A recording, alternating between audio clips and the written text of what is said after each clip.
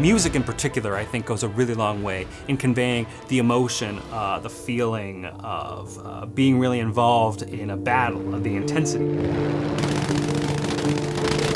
Or punctuating story beats. You know, just sort of bringing this world that can exist in our head, not just on the screen.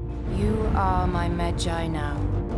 Protect. It's so important to the experience. Like, just try to watch your favorite show or try to play your favorite game on mute. It doesn't feel the same way. Video game sound and audio, I think, is really important because it's really half of our experience. I'm Chris Davidson, better known as DJ Cutman. I run the video game music record label GameChops. The project started back over 10 years ago. I was working, my first job out of college was in a recording studio.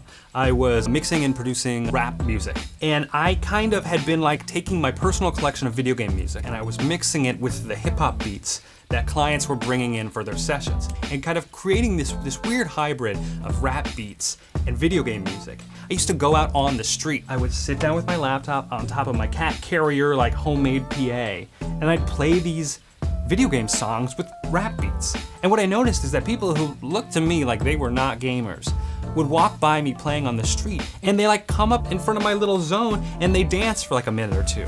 And that's when it clicked in my head, like, video game music is good music. For me, as a young DJ Cutman, my mission was to get that music out into other contexts. Bring these amazing compositions onto the street. Bring them into the club. Bring them to conventions and events by remixing them into contexts where it fits.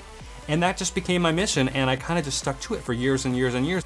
So I would take these two things and a laptop I could play a whole set with, and it fit into a backpack. I was a behind the scenes guy. I was not the star, I was not in the spotlight. So when I started DJing, I didn't want to get on stage. I didn't want a spotlight on me, but I realized like some gigs are gonna be at stages. So I started doing the costume as just a way to sort of create an alter ego and create this exterior where I feel comfortable out to do my thing. I actually feel ready to rock in this thing. It's funny, it's like my brain is just conditioned.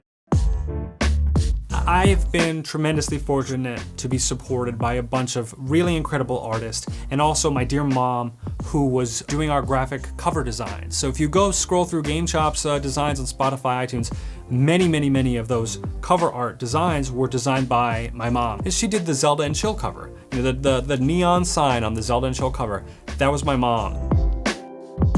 Zelda and Chill. I thought it was a brilliant title, brilliant tracks, and I thought like, wow, this is a great moment to bridge the gap between the video game music community and the hip hop community.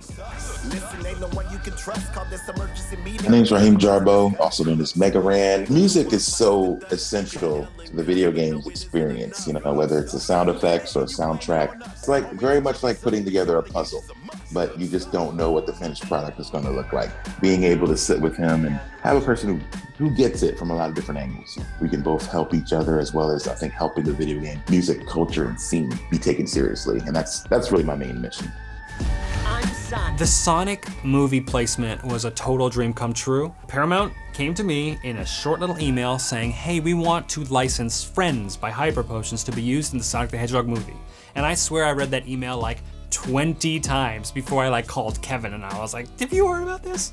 Kevin was like, somebody said they were sending it over. To hear a master that came out of this room, these speakers, in the big movie theater thing, it was a surreal experience. When she first started helping, it was like to give her something to do. It was like, yeah, Mom, come in here and help out. My sister was helping with my Twitter. My mom was gonna help with the design. My mom lost her life to cancer. We knew it was coming. I had the opportunity to spend some time with her, and even, if you can believe it, in the last few weeks, we were still working on covers together, tightening up things visually. She's with me. You know, everything she taught me, all these lessons, both about design, but also just about being decent, you know, treating people well, and being amicable. And I swear now when I'm working on designs, which I just was yesterday, I like have her advice like in the back of my head.